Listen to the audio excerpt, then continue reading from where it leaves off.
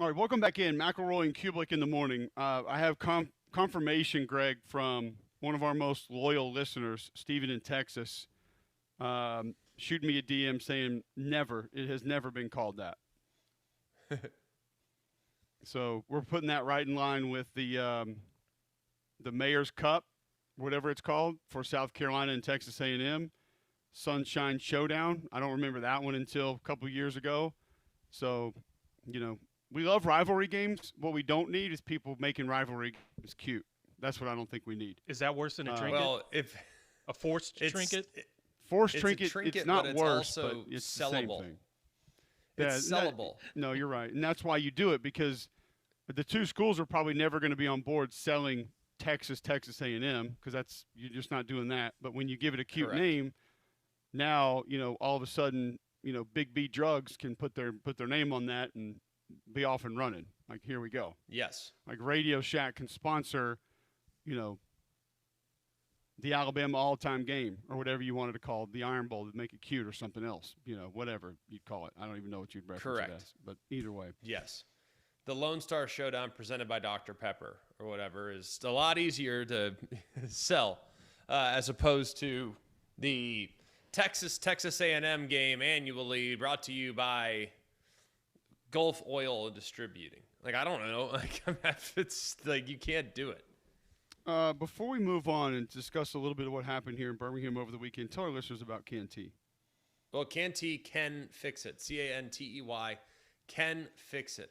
They are the foundation specialists here in the area that you want to go with because right now here in Alabama, there's a million different things that can impact your foundation. It's the soil, the shifting, uneven ground, moisture, weather, including just the age of your home. So if you're noticing cracks in the walls and the floors, maybe around windows and doors, if you're noticing maybe those doors and windows not closing properly, you notice that concrete might be sinking in your driveway. Kanty Foundation Specialists offer free inspections and estimates so homeowners know exactly what's going on under their house, and their work is backed by lifetime transferable warranties. So call them today at 205-509-3991 or go online to Kanty Can Fix It. That's cantycanfixit.com. All right, Tony Sakalis covers UAB football for AL.com. He joins us now on the Higginbotham hotline. Tony, did I butcher the last name? No, you got it just fine. Okay, I was going to go ahead because listen, I'm one that it happens often, so I have an understanding of it getting be wrong a lot, but I wanted to make sure I got that. First Yeah, time that you've been with us. before we get into UAB, I do want to weigh in on Lone Star Showdown Gate because that is actually what it's been called. Just no one calls it that in Texas. As a native of the Woodlands, Texas, I have heard of Lone Star Showdown before. Oh no, I asked Greg if it was called that when he was growing up. Like so, I know it's like of recent time. I'm just saying like No, this no, hasn't I'm gone back as old like as 50 Greg. years. I'm Greg's age, and it was called that technically, but nobody called it that. Like, Okay. but that is not a new name. Its name's been a while. I remember it from the video game. I would always play that game growing up in the video game, and you win the little trophy. I think there's a trophy involved, maybe. But I do definitely remember it, having the little so. trinkets on EA Sports College Football. I recall that now, Exactly, because yeah. you try to get all of those for all the different rivalry games. All right, so maybe a little older than we thought, but you are also correct in that no one actually references the game that way. If they do, they're being handed a card to read and forced to call it that. That's why that happens. All right, so you cover UAB football. Can you just kind of restart the timeline as to what went down for this team late last week that ended up having one player arrested and two teammates in the hospital? Yeah, so the story that I've heard from talking to people that is during the the run through the preparing for the game Friday, there was an incident between Daniel Mincy and another player. That's not necessarily uncommon in terms of just like a beef, and then it was taken to the next level the next morning. During a team breakfast at the facility when Daniel Mincy brought a knife and stabbed his teammate, and from the stories that I have heard, he had an intent to really cause severe harm in this, and two players end up getting injured, getting hospitalized from this. This is all takes place, pretty much hours before the game against South Florida. Just a wild Saturday morning for UAB. It's kind of unprecedented actions. I mean, beefs happen between players on teams, but you never really see this kind of stuff happening. It's kind of wild talking to people trying to gather information for this. I actually was supposed to be off, and I was as off as I could. We had a fall family wedding, which I wasn't too happy about attending, but it certainly was a interesting thing for me to kind of gather information during this time and kind of hear some of the stuff coming from it. Crazy. I mean, just really, really crazy. And it's kind of one of those situations where it's like, I mean, beefs happen all the time, but there had to have been something that's deeply, deeply rooted in vitriol. I mean, for it to escalate to that point is absurd. So do you know any of the genesis of the background of the player that was actually indicted for, I believe he's getting hit last I saw for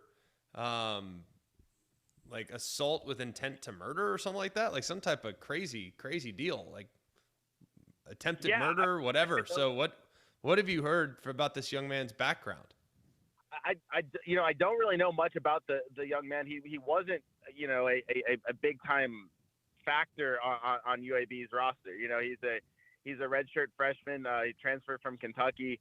I don't know too much about him. I do know that the charges obviously, and that from the stories I've heard, it did sound like the intent to murder was accurate. I wasn't there obviously, but yeah, I don't know what drove him to do this. I don't know the necessarily the backstory in terms of what that beef was, but it's absolutely crazy that I'm sure when UAB brought this kid into the program that they didn't think that this was possible.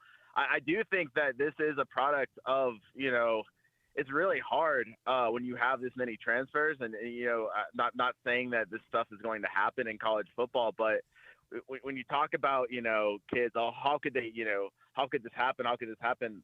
When you're having this much transition and you're getting these players that, didn't necessarily grow up in a culture that you designed, I do think that you run the risk of, maybe bringing in kids that you don't fully know the full background on. And that's just something, I guess, in college athletics that we have to monitor as well. But yeah, I don't know too much about Daniel Mincy and necessarily, other than he is a Kentucky transfer and was a backup offensive lineman on the team. I don't know much about his character.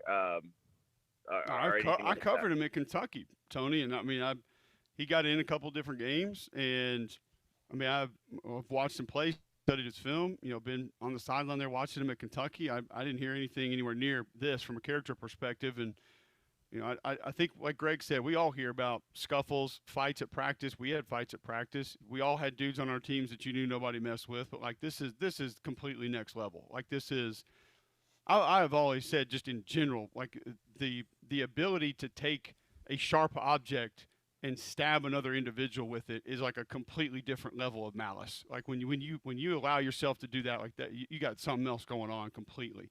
What I would like to hear from you is, what do you have? What have you been told about the decision to play? Because I'll be honest, the story was disturbing and scary, but it didn't really hit me that they might not. These are some guys' teammates that were just stabbed by a teammate. That was probably a real conversation. Yet they do go play. You got an interim coach that hasn't been there long. That was, by the way, put in a really tough spot this weekend to have to answer questions about this after a game. Can you just take us through what the thought process was, maybe some of the discussions that you heard about? How real was the possibility of UAB maybe not taking the field against South Florida? Yeah, I know UAB's, they faced a lot of criticism from some people for playing this game. I know that the players were all given an opportunity to play.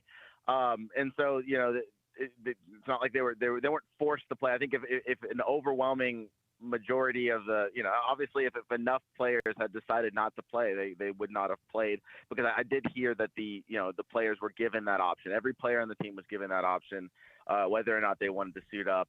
I think from a player's perspective, I mean, obviously it's totally understandable for, any player that, had to deal with, a teammate two teammates getting hospitalized, and, the realness of this happening during a team breakfast, at the team facility by one of your own. I mean, it's totally understandable if you would not have wanted to play in this game. I don't think that speaks anything against you as a teammate. It's an unprecedented circumstance. At the same time, this was senior day for UAB.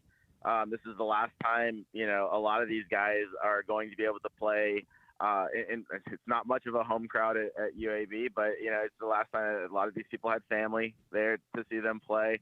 So I think for a lot of these players, they really did want to play in this game. And, you can see why they wanted to play in this game despite the circumstances. As far as Alex Mortensen, I thought he handled the situation. He has handled so many things so great for an interim coach. He's been thrown into the fire time and time again. I mean, the situation he took over as an interim coach was absolutely, crazy. The win over Memphis, where he had to, break in a backup quarterback that only had like 11 snaps to his name, and then he comes out and wins against Memphis. Alex Mortensen has gone above and beyond in terms of handling unprecedented situations. So this is nothing new for him. It was really difficult. I thought he handled the press conference very well. I thought he handled, the game as well as he could handle it. But yeah, it's an absolute crazy thing. I don't necessarily know how close. It doesn't seem like UAB was particularly close to calling this game off, but theoretically, I think it could have happened. Had the players just basically decided to do so. Can you give us the latest on UAB's coaching search and what that looks like? Yeah, I think one name that's kind of come up is Mercer's Mike Jacobs. That's the guy. It takes two to tango, though, and I think that UAB is going to have to convince some people. This is probably not going to help when it turns to just taking over this job. I think in theory, I think the UAB job is it can be a better job than it looks at the moment. You've got a nice location. You've got some nice facilities. If you look at that practice field that they have, it's covered. It's nice for their level. I think that you're in Birmingham. You have the recruiting.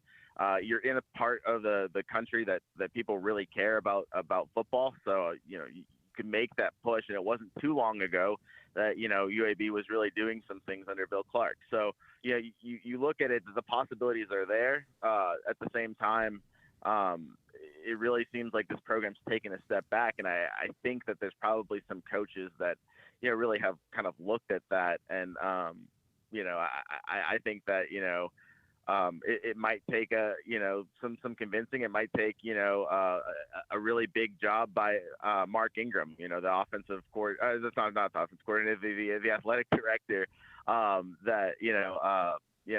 He's got a big job on his hands, and he made a really controversial hire in Trent Dilfer, and I think he's going to have to come in and make the right decision on this. And so it's a real defining hire for UAB moving forward. I talked about Mike Jacobs as a name.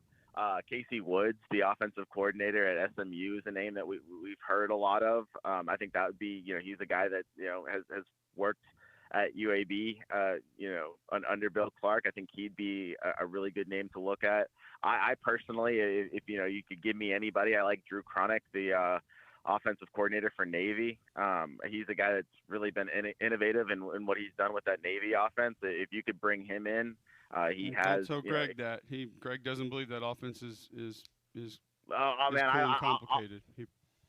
I'll vouch for Drew Cronick, because I think I wonder how much of the triple option and that he would bring into UAB, but if you got him, what he's done and kind of how he's maybe revolutionized Navy's offense and made it a little bit more than just the triple option, I I like what he's doing. I think he'd be probably my A+ hire. If you put me in the position, that's the guy I'm gunning after.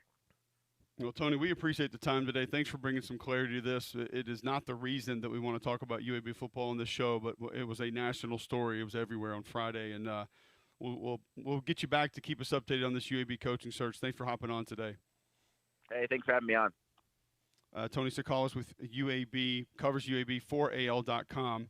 You can find his work there at AL.com on that UAB coaching search where it's going next. Drew Cronick, we know, a guy from Mercer. We talked about his offense here years ago and has done a nice job moving on to be able to kind of morph a couple of offenses together. But either way, GMAC, this was everywhere on Friday. And I mean, you said it. We all had guys we had disagreements with. I fought at practice a lot. Never imagined that it would go over anywhere else. And just unfortunate that that's one of the reasons that a lot of people were talking about UAB this weekend. It stinks. At the same time, like, it's just, I don't disagree with anything he said as it relates to, like, man, like, things escalate now and it's just awful. Like, you just hate it. You just hate that is what ultimately happened. And I do, like, I admire that they played the game. Like, I do. I admire that to an extent. Man, it's hard. Like, very, very hard. I couldn't even imagine dealing with that and compartmentalizing that and having to go out and compete on the field. That would be, and keeping the main thing in the main thing, right, is always the big key. And it'd be a very hard thing to deal with. So, tip of the cap to the guys that went out there and played, because that would have been a really hard thing to deal with. I can't even imagine. I don't think there's any doubt. South Florida wins the game 48-18. They're 8-3. UAB goes 3-8. Byron Brown 19-23, 353, 3 touchdowns, no picks. Jalen Kitna 20-36, 230, no touchdowns, 3 picks for UAB. Iverson Hooks did have 10 catches for 146. A strong day there. Nakai Davenport 17 for 121 and a touchdown for the Bulls. And Medea Rubin went 5 for 174 through the air, 2 touchdown receptions. So we'll get to some more college football here in state. We had to update that and just kind of get an idea of sort of what went down, how it went down, because you see that headline of that story and your imagination runs wild. And like Greg said, you don't ever imagine being a part of a locker room that something's going to escalate to that extent. And it's unfortunate that it did. I hated that we had to talk about it today. It's a national story and wanted to get somebody on to give us the details of exactly what took place. We'll have more on that throughout the course of the show. Get back to more football that took place on the field over the weekend and what it means for the upcoming week next right here on Jocks.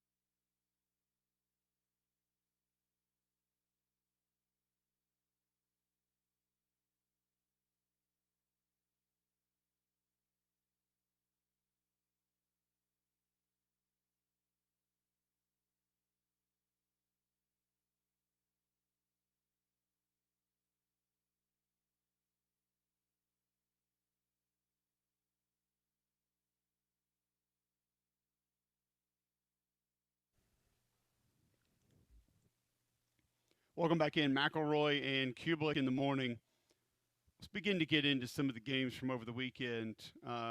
Going to be difficult to spend a ton of time on the Alabama game, on the Auburn game, just kind of based on the level of competition and what they were. We did get one question into the show, Greg, about Alabama that I wanted to kind of present to you and just get your thoughts on it.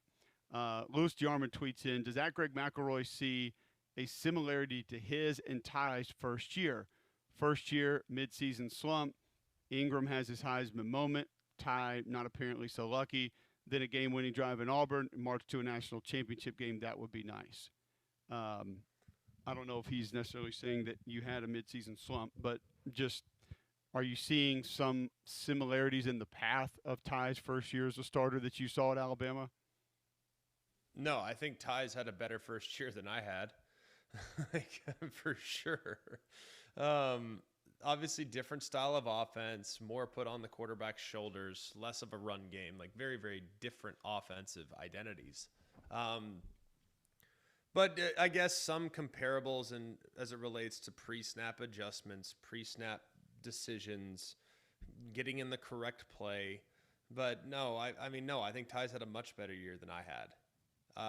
And I think I finished pretty well in the last 4 games and started really well in the first 4 games. But no, I think Ty's played well. I think that if you look at it, he's done everything going into the year based on what you thought you were going to get from the quarterback spot versus what you have gotten from the quarterback spot. Like, are you better, worse? Where are you? How would you assess the Bama quarterback situation this year, Cole? Because frankly, Ty's been much better than I expected him to be. And I thought he was going to be good. I think he's been great most of the year. You were high on him the whole offseason. You never wavered thinking that he was going to be the guy. I thought he was going to be solid. I didn't expect him to perform at this level. I also am not sure that I thought the offense would ask this much of him, to be honest with you, Greg. I didn't know if they would have to. I thought that they may be a little more successful running the football. I liked, obviously, some of the pieces coming back on the offensive line. We had seen Dewberry at A&M be somebody who could be pretty physical and move people. We knew what 77 was capable of. We knew Proctor had good football in him. And we were worried about tight end. And I would say that's another position that has exceeded our expectations. Cuevas has been way ahead of where I thought he would be with what he meant, which, by the way, him being out against that game and his availability for this game coming up this week is huge for Alabama, in my opinion. We'll talk about that later in the week. But I did not think Ty Simpson would play to this level. How would we know that he was even capable of it? We haven't been able to see much. But I don't think really just the throws that he's made. I don't think big moments in big games. I just look at how much is on his plate. And I say the same thing about when people talk about, say, Diego Pavia for the Heisman.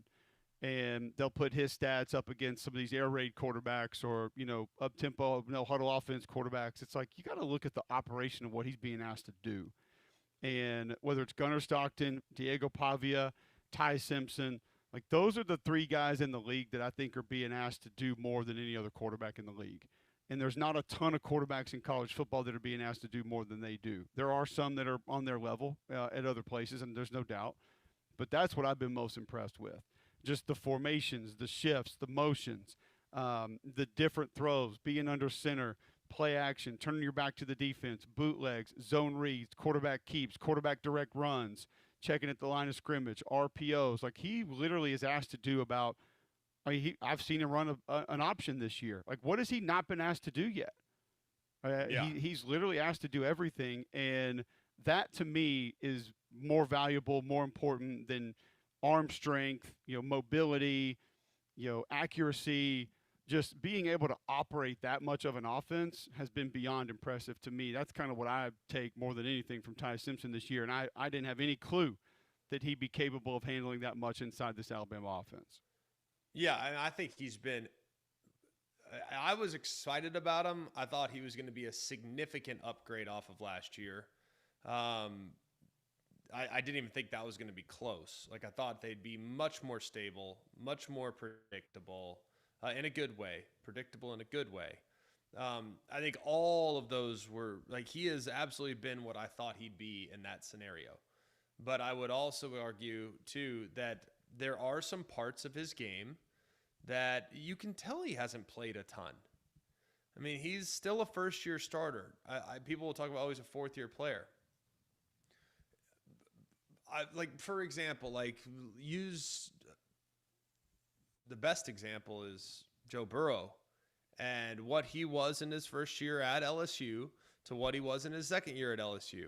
Still a fourth-year player, but when you start for the first time, you don't know what you don't know sometimes. You don't know. Like, being a first-year starter is hard. And there's things that you've seen that you've never seen before. And you can know the offense inside and out and be talented and all that stuff, but, like, you're going to get hit a couple times like you've never been hit before. And you're going to deal with adversity a couple times you've never dealt with before. And learning how to adjust to that, learning how to adapt to that is very difficult. So I think there are parts of that stand out. And if you look at Ty, if he comes back next year, I don't know if he will or not. If he comes back next year, he's going to be 10 times better in his second year than he was in his first.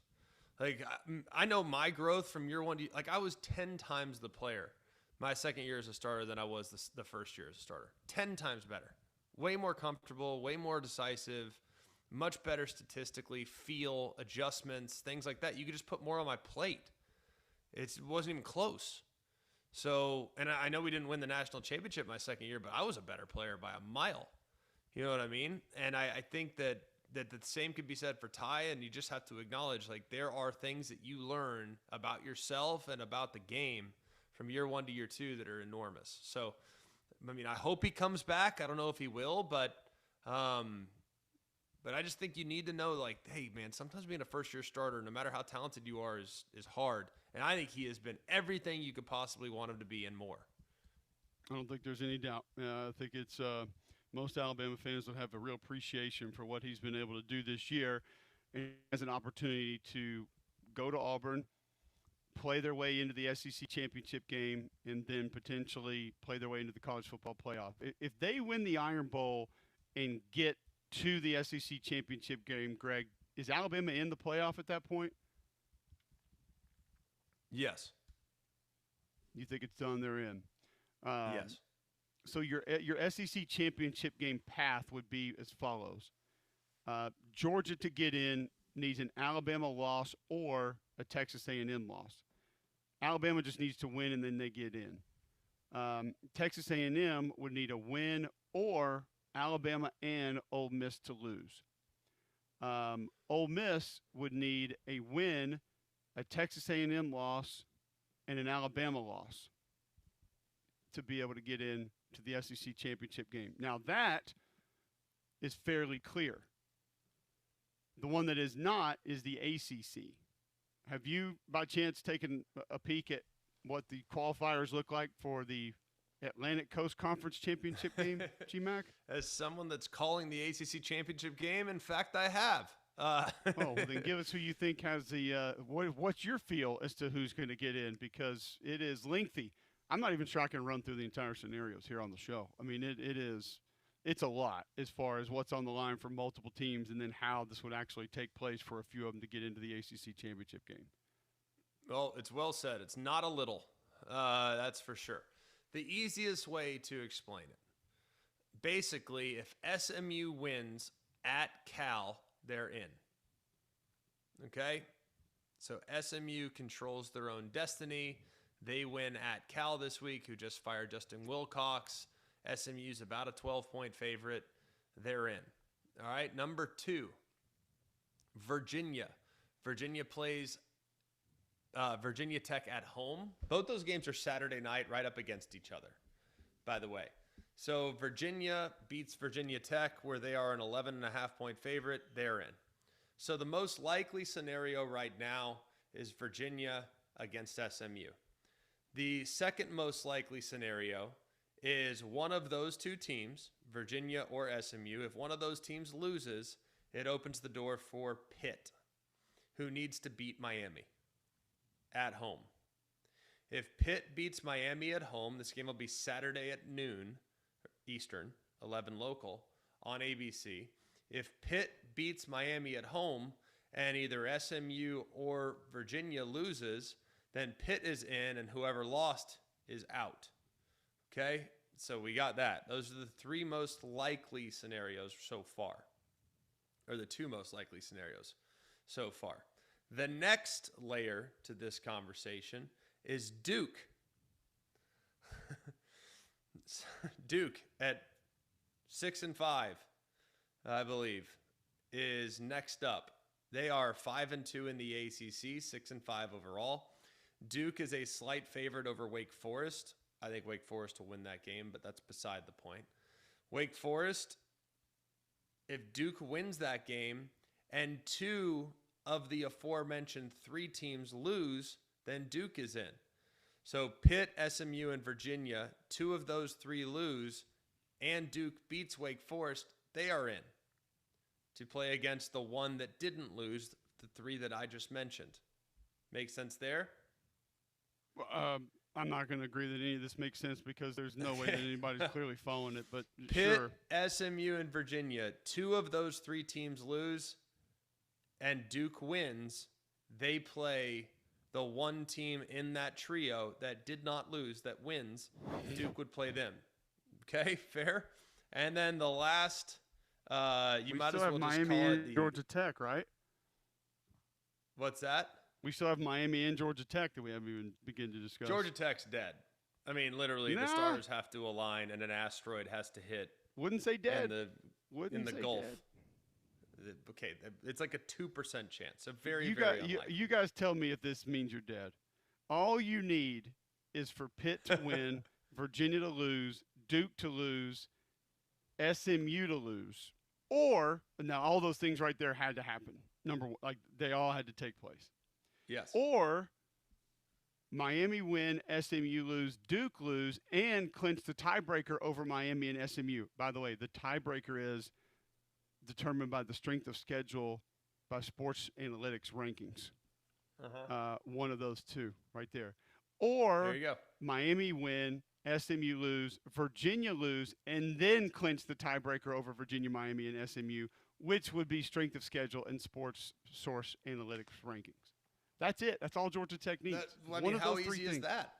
I mean, just one of those three things. That's it. That's all they got. Look, I feel like Lloyd Christmas right now. You're telling me there's a chance. That's all I need to hear. There is. It's right there. There's a chance, and it's about 2%. The way Miami's in is a little bit higher than that. Miami needs to beat Pitt at Pitt. Okay. They need Virginia to lose at home to Virginia Tech. They need Duke to lose at home to Wake Forest. And they need SMU to win. That's the easiest path. That's it. That's all they need. Piece of cake. Just relying on 4 other schools to either win or lose. No problem there. Sit there and just Which is amazing to me. Like they should just honestly, they should just say, "All right, guys, BCS formula." That's what the AAC has done. The AAC has said, "All right, guys, we're over all these tiebreaker scenarios. BCS is going to tell us who the best 2 teams are, and we are going to basically just play those 2 teams in the conference championship."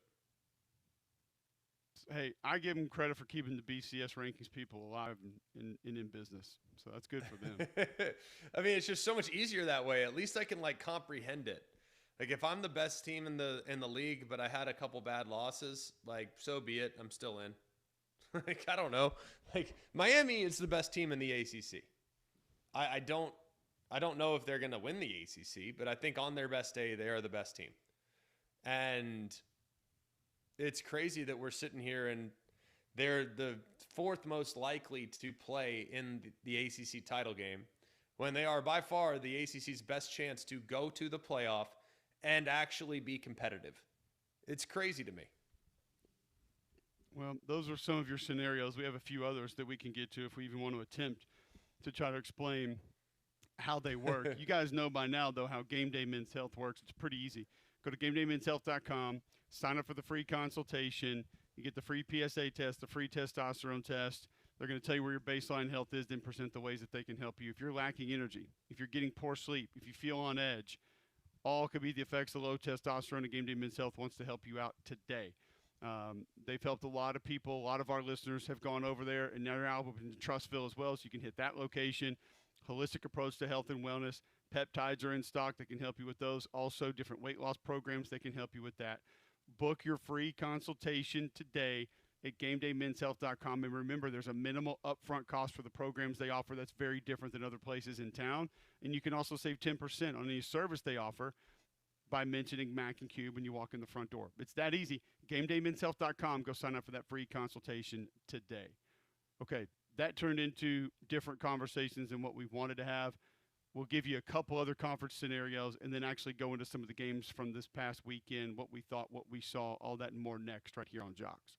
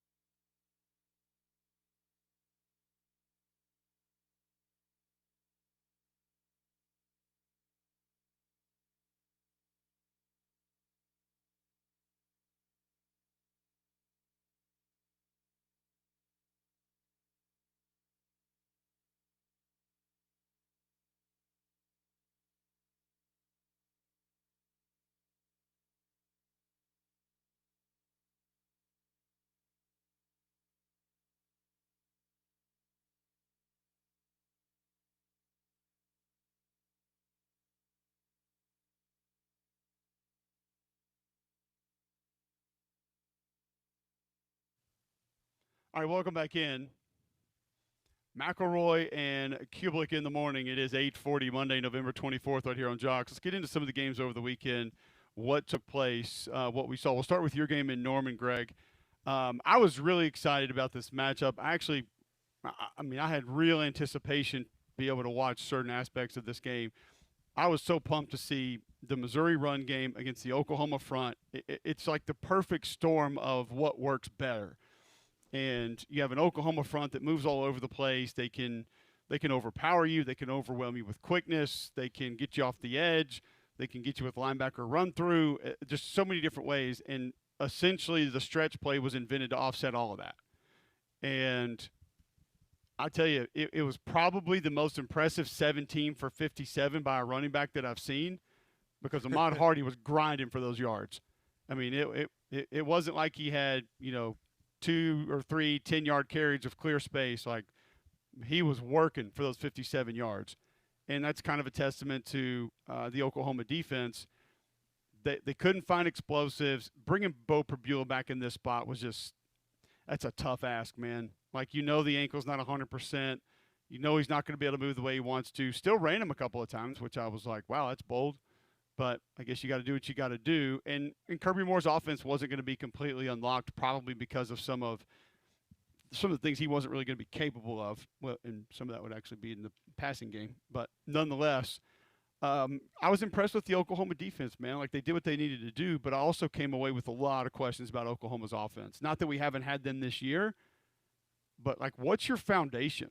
Like, what do you live and die on? What do you go to in times of need? And that's where I wonder if the committee's going to look at this. I wonder if the committee has – because if the committee's going to go nitpick Alabama's inability to run the ball, good Lord, they should have a field day with the Oklahoma offense. I mean, there's nothing there from a traditional run game perspective. Their best run play is – like quarterback read. And I'm not talking about an old zone read. I'm talking like jet sweep quarterback power read. Like old school Cam Newton, Ontario McElroy play is literally their best run play. So I don't know, G-Mac. They're going to face another tough defense this week. LSU is going to present some real problems for that offense coming up this weekend. Yeah, but can LSU score? No, there's really not even a about. conversation to be had there. That's yeah. Race to 10. Like, At I the don't know. most. My whole thing as it relates to Oklahoma is I still think it's in there. Like, we've seen John Mateer hit downfield throws. Like, it's not like he's never done it. We've seen, Deion Burks get behind the defense. Like, we've seen that. It's not like that's never happened. We've seen Isaiah Satania create big plays. Like, the personnel you saw that is in your too game. good. Yeah, I mean, he did it this weekend. But yeah. Well, he does it all the time. He does it every week. I mean, but like, where's Kanty gone? Kanty was creating. I'm not saying he's like super fast or whatever, but like he was creating big plays for him earlier in the year. That feels like that's kind of disappeared. I don't know what the heck's happened with him.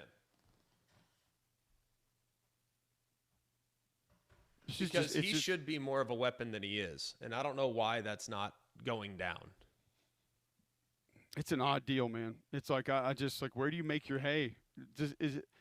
Are the deep balls too flat? Is that a big part of his problem? It's like one of the only takeaways I have of why they're unable to hit more. That's been one of my takeaways. His deep balls are way too flat. I also think they've had a couple close misses.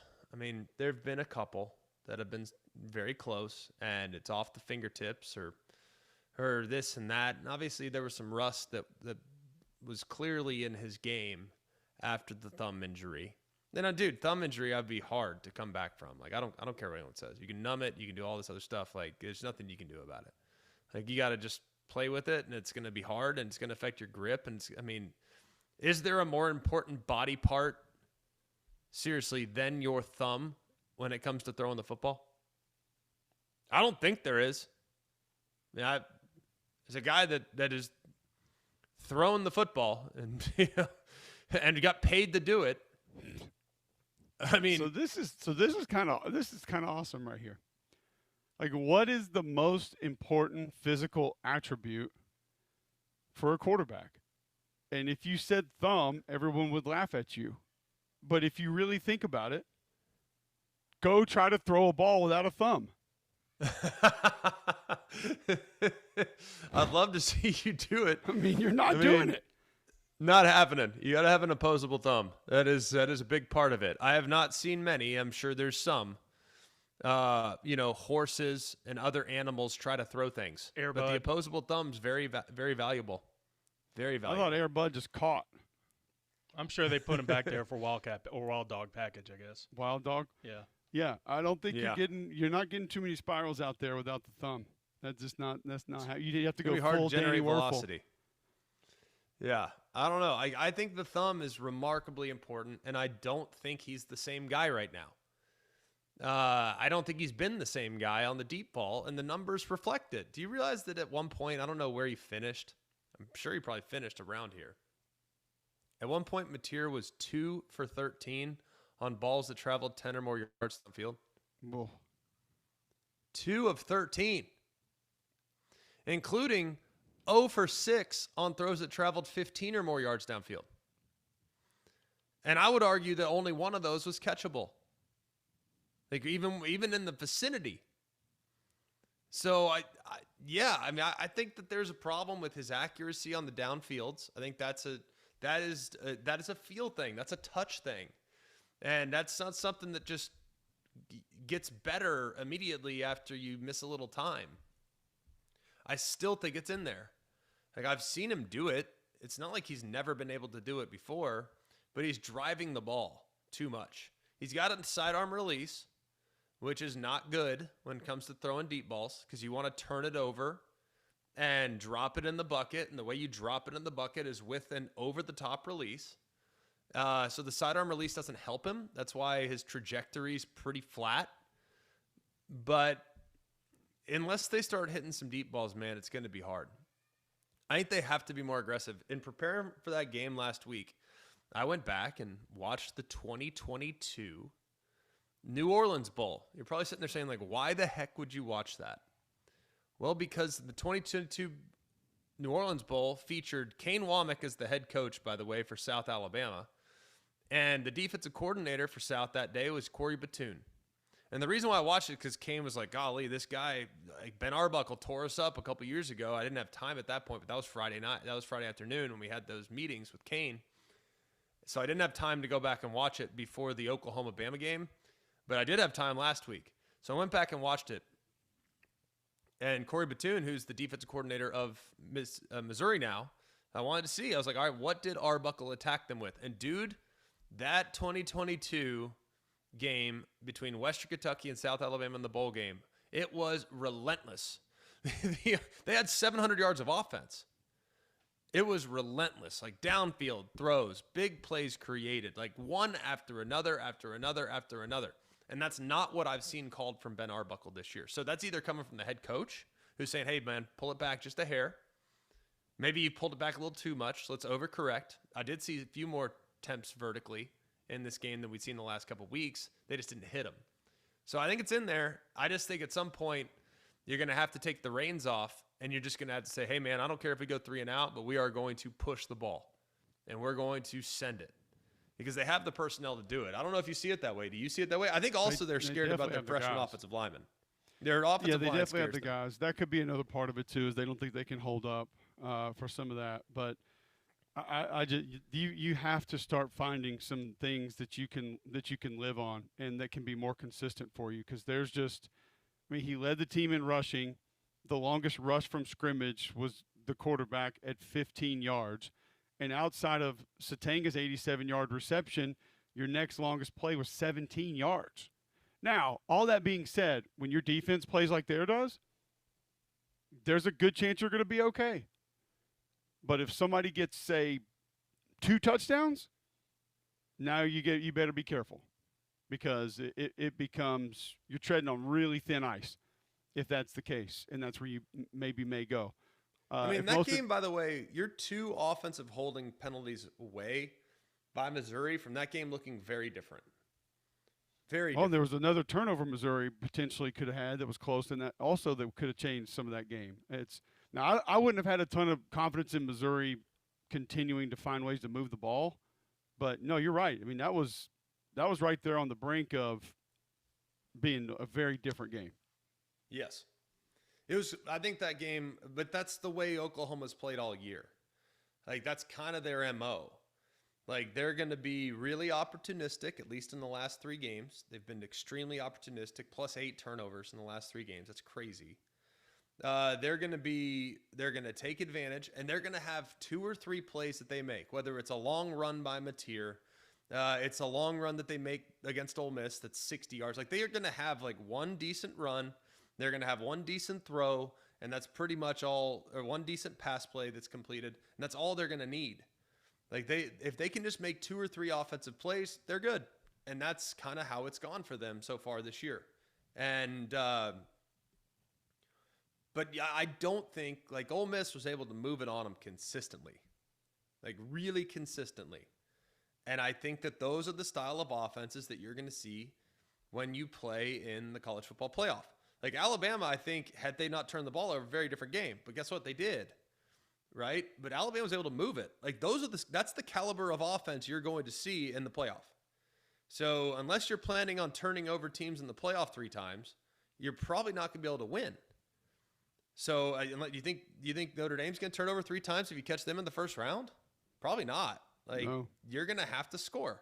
And I think they can. They just haven't. And it's just a matter of whether or not they can hit some of those big plays or if they're playing it too close to the vest and just trying to let their defense win the game. Yep. We'll be back with more next on Jocks.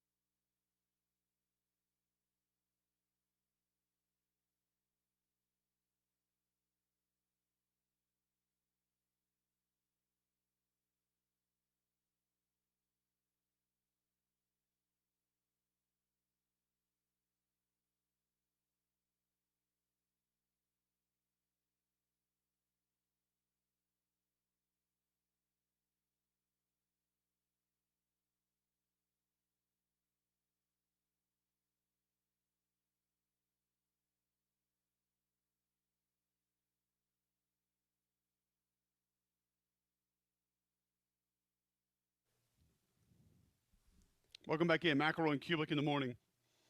8:54, Monday, November 24th, right here on Jocks. You want to get in? Next segment, you might be able to find your way into the show. Tweet in at Mac and Cube. Be a part of the show always on the phones, 800-239-9569. You can listen online, download the Jocks app, or just tell your home smart speaker to enable the Jocks skill. Bill Smith Buick GMC is the GMC Dealer of the Year, the national champion of GMC dealers. Take the short drive up to Coleman. You'll understand why some of the deals they have on the lot keep people coming back. The deals are so good. Like a GMC Sierra 2500 Denali Ultimate. Probably as nice of a truck as you'll find on the road. My dream truck. Just need to hit the lottery to get it. But my goodness, if there was ever a time to go and get one, you can get one for $12,000 off the sticker. I mean, absolutely incredible. The deal that you'll find when you go shop for that 2500, $85,530 is what you'd pay, when in other places it's nearing $100,000.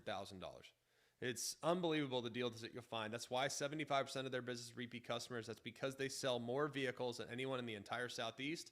They also have that used car supercenter, so you can go and find something for every budget. So go and check out Alabama's #1 GMC dealer by taking the short drive up to Coleman, I-65, exit 310, Highway 31. You can also shop online. Have it delivered right to your driveway at BillSmithBuickGMC.com. All right, when we come back, Tyler Watts gives us his thoughts on Alabama over the weekend. He was in the stadium, watched the games, gives us a preview of the Iron Bowl as well. Richard Hendricks in 30 minutes gives us his thoughts on SEC hoops this past week and then coming up tonight as well. So we'll give you a little preview of those. Talk more college football, more news around college football, that and more next right here on Jocks.